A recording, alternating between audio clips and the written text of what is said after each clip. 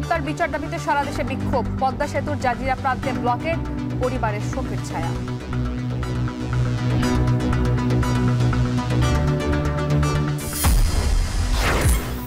বালুমহাল দখলে নিতে পাবনার ঈশ্বরদীতে দুপক্ষের ফের গোলাগুলি। গুলিবিদ্ধ এক, সদর হাসপাতালে ভর্তি।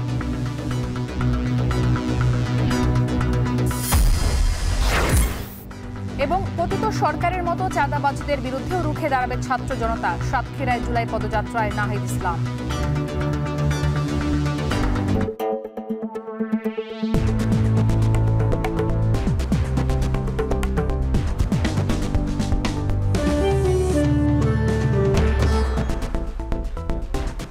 স্বাগত এখন জনপদে। পুরো আয়োজন জুড়ে সাথে আছি আমি ইসরাত মুক্তি। মিটফোর্ডে ব্যবসায়ীকে নৃশংসভাবে হত্যার প্রতিবাদ ও জড়িতদের শাস্তির দাবিতে সারা দেশে বিক্ষোভ মিছিল অনুষ্ঠিত হয়েছে। বিকেলে চট্টগ্রামে বিক্ষোভ মিছিল বের করে ইসলামী ছাত্র শিবির। মিছিলটি নগরীর বিভিন্ন সড়ক ঘুরে জিইসি মোড়ে গিয়ে শেষ হয়। পরে সেখানে সংক্ষিপ্ত সমাবেশ করেন তারা। এ সময় সারা দেশে সন্ত্রাস, চাঁদাবাজি ও হত্যাকাণ্ডে জড়িতদের দৃষ্টান্তমূলক শাস্তির দাবি জানানো হয়। একই দাবিতে রাজশাহীতেও একাধিক কর্মসূচি পালন করেছে শিক্ষার্থী সহ বিভিন্ন সংগঠন।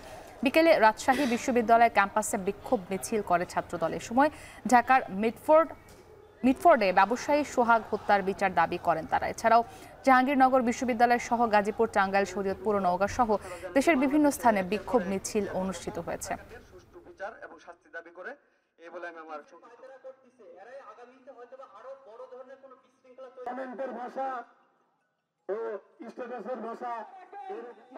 শিক্ষক ফোরামের অন্যতম প্রতিনিধি, আমরা একটি নিরাপদ নগরী চাই।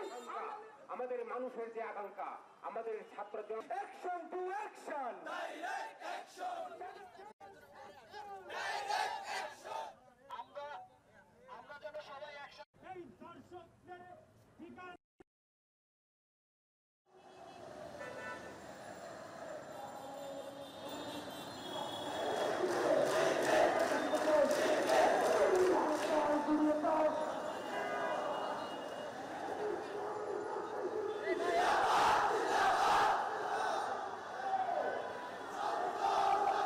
নেতৃবৃন্দ, আপনারা জানেন যে বাংলাদেশে একের পর এক যে সকল হত্যাকাণ্ডের সুষ্ঠু বিচার এবং শাস্তি দাবি করে এই বলে আমি আমার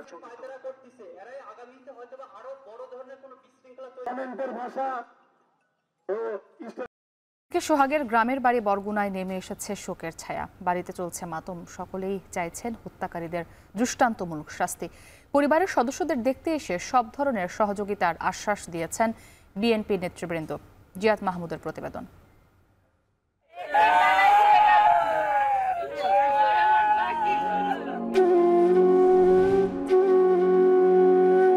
বাবার কবরের সামনে নির্বাক দাঁড়িয়ে চতুর্থ শ্রেণীতে পড়ুয়া সোহান ও তার একমাত্র বোন ষষ্ঠ শ্রেণীর শিক্ষার্থী সোহানা।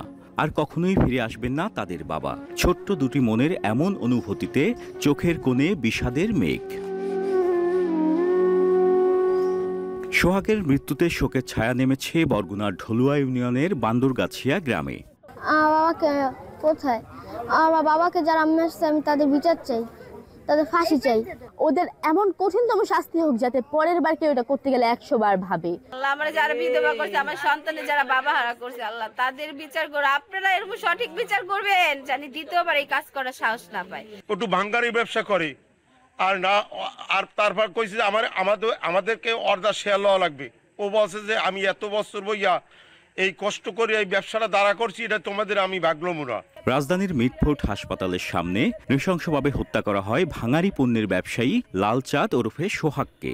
হত্যার আগে ডেকে নিয়ে তাকে পিটিয়ে এবং ইট পাথরের টুকরো দিয়ে আঘাত করে মাথা ও শরীরের বিভিন্ন অংশ থেতলে দেয়া হয়। হত্যার ঘটনায় রাজধানীর কোতোয়ালি থানায় বৃহস্পতিবার মামলা করেন নিহতের বড় বোন মঞ্জুয়ারা বেগম। প্রশাসন মামলাই সাজাইতে পারে না, সবকিছু তাদের কাছে প্রমাণ আছে।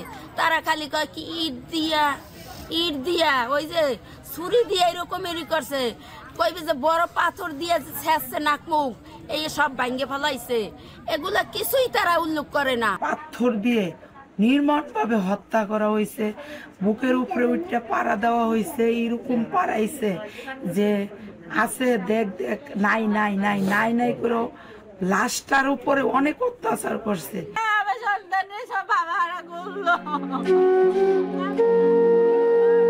নিহত সোহাগের বাড়িতে যান জেলা বিএনপির নেতৃবৃন্দ। আইনি সহায়তা সহ সব ধরনের সহযোগিতায় পাশে থাকবে বিএনপি, এমনটাই জানান নেতারা। আমি আজকে এখানে আসছি খোঁজখবর নেওয়ার জন্য, এবং এখানে পরিবারের যে সহযোগিতা লাগে আমরা করব, এবং আইনগতভাবে যদি কোনো সহযোগিতা ঢাকায় দরকার আমরা সেটাও করব। এটা করার জন্য আমরা প্রস্তুত রয়েছি দলীয়ভাবে। হত্যাকাণ্ডে জড়িতদের দ্রুত গ্রেফতার ও বিচারের দাবি জানিয়েছেন নিহতের স্বজন ও পরিবার। জিয়াদ মাহমুদ, এখন বরগুনা। মিটফোর্ড হাসপাতালের সামনে ব্যবসায়ীকে হত্যার প্রতিবাদে গাজীপুরে বিক্ষোভ করছে এনসিপির নেতাকর্মীরা। এতে অংশ নিয়েছেন শিক্ষার্থী সহ বিভিন্ন শ্রেণী পেশার মানুষ। এ নিয়ে আরও জানাতে গাজীপুর থেকে যুক্ত হয়েছেন ইফতেখার রায়হান। ইফতেখার, হত্যার প্রতিবাদে গাজীপুরে কি কর্মসূচি পালন করছেন এনসিপির নেতাকর্মীরা, বিস্তারিত জানাবেন।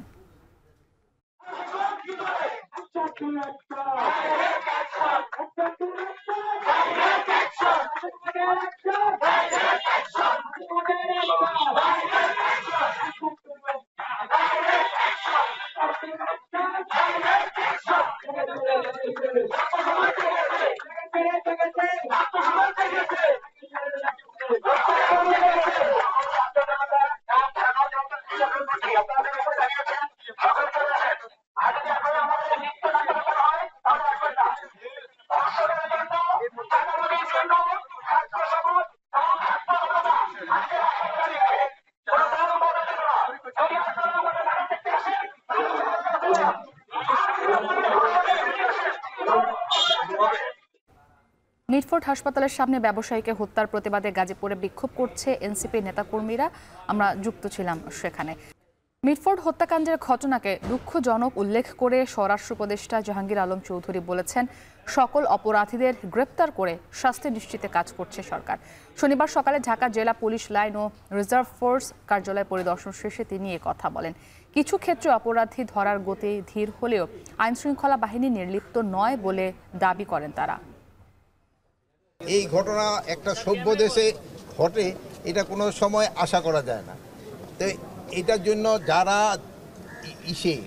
দায়ী এদের কিন্তু আমরা আইনের আওতায় অলরেডি 5 জন, গত রাত্রেও একজন ধরা হয়েছে, এর আগেও 2 জনরে হাতিয়ার সহ র্যাব ধরছে, 2 জনরে এই মেট্রোপলিটন পুলিশ ধরছে, আরও একজনরে রাত্রে মেট্রোপলিটন পুলিশ ধরছে, এবং ডিবি টিমগুলি বিভিন্ন জায়গায় কর্মরত আছে। পাবনার ঈশ্বরদীতে পদ্মা নদীর বালুমহাল দখল নিয়ে 2 গ্রুপের মধ্যে আবারও গোলাগুলির ঘটনা ঘটেছে। এতে গুলিবিদ্ধ হয়েছেন এক রাখাল। ঘটনার পর থেকে এলাকায় উত্তেজনা বিরাজ করছে। দুপুরে ঈশ্বরদী উপজেলার সারা ও ইসলামপাড়া ঘাটে এই ঘটনা ঘটে। স্থানীয়রা জানায়, নাটোরের লালপুরের পদ্মা নদীর দিয়ার বাহাদুরপুর এলাকায় 10 কোটি টাকায় বালু বহাল লিজ নেয় মোল্লা এন্টারপ্রাইজ নামের একটি প্রতিষ্ঠান। অন্যদিকে ঈশ্বরদীর সারাঘাট এলাকাতেও পদ্মা নদী থেকে বালু উত্তোলন করে আসছে স্থানীয় বিএনপি নেতার ভাই মেহেদি হাসান ও টনি বিশ্বাস। বালু উত্তোলন নিয়ে গত 5 জুন উভয় গ্রুপের গোলাগুলির ঘটনা ঘটে। এই বিরোধের জেরে শনিবার দুপুরে আবারও 2 গ্রুপ গোলাগুলি শুরু করে। গুলিবিদ্ধ হয় সোহান নামে এক রাখাল। পরে তাকে উদ্ধার করে পাবনা জেনারেল হাসপাতালে ভর্তি করা হয়। খবর পেয়ে পুলিশ ঘটনাস্থলে গিয়ে পরিস্থিতি নিয়ন্ত্রণে আনে। চাঁদাবাজদের বিরুদ্ধে হুঁশিয়ারি উচ্চারণ করে জাতীয় নাগরিক পার্টির আহ্বায়ক নাহিদ ইসলাম বলেছেন, পতিত সরকারের মতো চাঁদাবাজদের বিরুদ্ধেও রুখে দাঁড়াবে ছাত্র জনতা। দুপুরে সাতক্ষীরা শহরের আসিফ চত্বরে পথসভায় অংশ নিয়ে তিনি কথা বলেন। এ সময় সন্ত্রাস, চাঁদাবাজি ও হত্যাকাণ্ড বন্ধে সবাইকে ঐক্যবদ্ধ হওয়ার আহ্বান জানান তিনি। এই দেশের ছাত্র তরুণ জনতা 16 বছরের ফ্যাসিস্ট স্বৈরাচারী হাসিনাকে দিল্লিতে পাঠাতে পারছে, সেই দেশের ছাত্র তরুণ কোন সামান্য চাঁদাবাজদেরকে ভয় পাবে না। সাতক্ষীরাবাসী এখনো রেল লাইনের সুযোগ পায় না, এখনো রেল সংযোগ এই 54 বছর হয়ে গেছে, এখনো সাতক্ষীরা এসে পৌঁছায়নি। আমরা কি সাতক্ষীরা রেল লাইন চাই? আমাদের জলবায়ু আমাদেরকে রক্ষা করতে হবে, আমাদের সুন্দরবন, আমাদের উপকূলীয় অঞ্চলকে আমাদের রক্ষা করতে হবে। ফলে জলবায়ু নিয়ে জাতীয় নাগরিক পার্টি কাজ করবে। খুলনার দৌলতপুরে বহিষ্কৃত যুবদল নেতা মাহবুব হত্যায় জড়িতদের গ্রেপ্তারের চেষ্টা চলছে বলে জানিয়েছে পুলিশ। সকালে নিহতের বাড়িতে যায় খুলনা মেট্রোপলিটন পুলিশের একটি তদন্ত দল। এ সময় হত্যায় জড়িতদের দৃষ্টান্তমূলক শাস্তির দাবি করেন পরিবারের সদস্যরা। তবে এই ঘটনায় এখনো মামলা করেনি পরিবার। রামিম চৌধুরীর প্রতিবেদন। খুলনার দৌলতপুরে দিনে দুপুরে বাসার সামনে গুলি করে হত্যার ঘটনায় পুরো এলাকায় এখনও আতঙ্ক বিরাজ করছে। সড়ক ও অলিগলিতে এখনও থমথমে অবস্থা। ঘটনা তদন্তে সকালে নিহতের পরিবারের সঙ্গে দেখা করেন মেট্রোপলিটন পুলিশের একটি দল। এ সময় পরিবারের সঙ্গে কথা বলেন তারা। পরে সাংবাদিকদের সঙ্গে কথা বলেন পুলিশের উপকমিশনার। জানান, গুরুত্বপূর্ণ কিছু তথ্যের ভিত্তিতে তদন্ত চলছে। দ্রুত সময়ের মধ্যে জড়িতদের গ্রেফতার করা হবে। অনেকগুলো বিষয় নিয়ে আগাচ্ছি আমরা, অনেকগুলো লাইন আমরা পেয়েছি। আমরা আশা করি যে খুব অল্প সময়ের মধ্যেই আমরা মূল যারা এখানে সম্পৃক্ত তাদের আমরা আটক করতে পারবো। নৃশংস হত্যাকাণ্ডে শোকের ছায়া নেমে এসেছে পরিবারে। বাবাকে হারিয়ে নির্বাক 8 বছরের মেয়ে জান্নাতুল মাওয়া ও 12 বছরের জান্নাতুল ফেরদাউস। রাজনৈতিক শত্রুতার জেরে এমন হত্যাকাণ্ড বলে প্রাথমিকভাবে ধারণা করছে পরিবার। জড়িতদের দ্রুত গ্রেফতারের দাবি স্বজনসহ এলাকাবাসীর। হঠাৎ করে মনে হলো অনেকগুলো বাজির মতো শব্দ। আমি দৌড় দিয়ে নিচে নেমে গেছি। যখন আমি গেট পর্যন্ত গেছি তখন ওই দোকানদার সজল আমারে বলতেছে, ভাবি বড় ভাবি তাড়াতাড়ি আসেন, বাইরে গুলি করিছে। তার আগে কিন্তু কেউ আমারে ডাকে না। আর ওই যখন যাচ্ছে তখন ওই দিকে একটা ফাঁকা গুলি করলো, আমার গেটের দিকে একটা করলো, আর বিচ্ছিরি এসে গালিগালাজ করে এইদিকে গাড়ি টেনে চলে গেল। আমি যাই দেখি সে পড়ে আছে। হেলমেট পরা ছিল আর একজন নাকি মাস্ক খোলা ছিল। আর যার সময় তারা নাকি গালাগালি দিছে, বলেছে যে পারলে কিছু করে নিস। আমাদের এই মহল্লায় আমার বয়সে আমি জীবনে কখনো কোনোদিন দেখি নাই এরকম যে একটা আতঙ্ক। শুক্রবার দুপুরে খুলনার দৌলতপুরের মহেশ্বর পাশা এলাকায় বাড়ির সামনে দাঁড়িয়ে নিজের প্রাইভেট কার পরিষ্কার করছিলেন মাহবুব। এ সময় হঠাৎ মোটরসাইকেলে করে 3 দুর্বৃত্ত তার উপর 9 রাউন্ড গুলি ছোড়ে কেটে দেওয়া হয় পায়ের রগ। দ্রুত তাকে খুলনা মেডিকেলে নেওয়া হলে মাহবুবকে মৃত ঘোষণা করেন চিকিৎসক। খুলনার দৌলতপুর থানা যুবদলের সহসভাপতি ছিলেন মাহবুব মোল্লা। কুয়েটে উপাচার্যের পদত্যাগকে কেন্দ্র করে ছাত্রদের দুপক্ষের সংঘর্ষের ঘটনায় দলীয় শৃঙ্খলা ভঙ্গের কারণে সবশেষ তাকে বহিষ্কার করে দল। রামিম চৌধুরী, এখন খুলনা। চাঁদপুরে মসজিদের ইমামকে কুপিয়ে আহত করার ঘটনায় অভিযুক্তকে গ্রেপ্তার করেছে পুলিশ। স্থানীয় হাসপাতালে চিকিৎসা শেষে উন্নত চিকিৎসার জন্য আহত ইমামকে ঢাকায় পাঠানো হয়েছে। শুক্রবার প্রফেসর পাড়া এলাকায় মোল্লাবাড়ি মসজিদে এই ঘটনা ঘটে। প্রত্যক্ষদর্শীরা জানান, জুমার নামাজের সময় মসজিদের ইমাম আনম নুরুর রহমান মাদানীকে কুপিয়ে আহত করেন অভিযুক্ত বিল্লাল হোসেন। খুতবা নিয়ে মতপার্থক্যের জেরে পরিকল্পিতভাবে দেশীয় অস্ত্র নিয়ে মসজিদে প্রবেশ করে অভিযুক্ত। এক পর্যায়ে ইমাম আনম নুরুর রহমান মাদানীর মাথা লক্ষ্য করে ধারালো অস্ত্র দিয়ে এলোপাতাড়ি কোপাতে থাকে। এ সময় উপস্থিত মুসল্লিরা বিল্লালকে আটক করে পুলিশে খবর দেয় এবং আহত ইমামকে উদ্ধার করে হাসপাতালে নিয়ে যায়।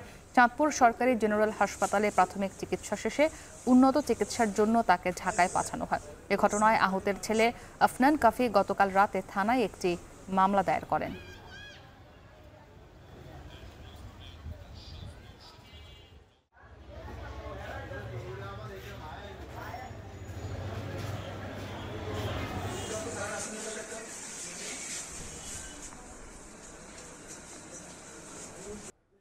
ঠাকুরগাঁও ও সুনামগঞ্জ সীমান্তে বিএসএফের গুলিতে 2 বাংলাদেশি নিহত হয়েছেন। গেল রাতে এই ঘটনা ঘটে বলে নিশ্চিত করেছে বিজিবি।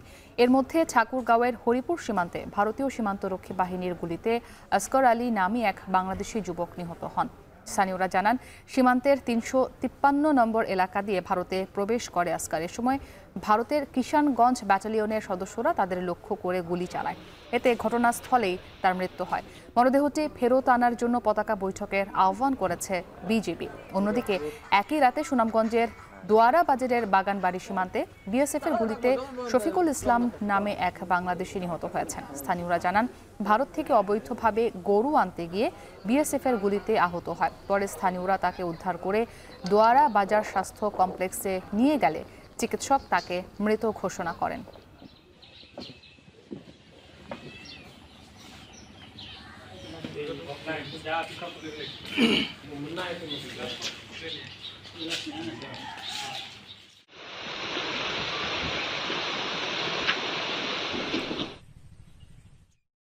এই ছিল এখন জনপদের আয়োজনে। এখন টেলিভিশন ওয়েবসাইটে দেখতে ভিজিট করুন এখন.tv। এছাড়া ফেসবুকে দেখতে ভিজিট করুন facebook.com/tv.এখন। আর ইউটিউবে সরাসরি দেখতে চোখ রাখুন youtube.com/c/echontv-তে।